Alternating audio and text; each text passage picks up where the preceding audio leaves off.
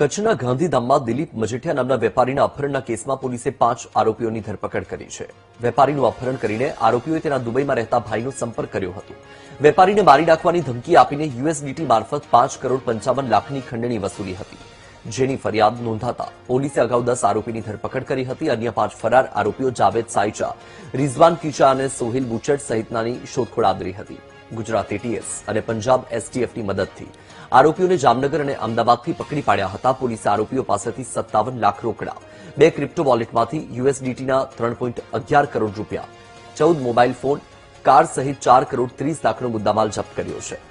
મહત્વનું છે, તમામ આરોપીઓ રીઢા ગુનેગાર છે। આરોપીઓ સામે અગાઉ ચોરી, લૂંટ સહિતના કેસ નોંધાયેલા છે। જેમાં જે ભોગ બનનાર દિલીપ મજીઠિયા છે એ એમને જે ઓફિસ હતી ત્યાં ઓફિસમાં ત્યાં નીચે કોમ્પ્લેક્સમાં પહોંચ્યા હતા અને ત્યારે સામે એમને ગાડીમાં એક વ્યક્તિ બોલાવેલ જેમનું નામ જાવેદ હતું અને એ એમની ગાડીમાં લઈને પછી એમનું અપહરણ કરેલ હતું। આ જ્યારે આખું બનાવ બન્યું ત્યારે જે પ્રકરણ હતું એમાં લગભગ $5,85,000 જેટલું આ ભોગ બનનારના ભાઈ પાસેથી આરોપીઓ દ્વારા લેવામાં આવેલ હતું અને આ બનાવમાં અત્યાર સુધીમાં 10 આરોપીઓને પકડી પાડવામાં આવેલ હતા।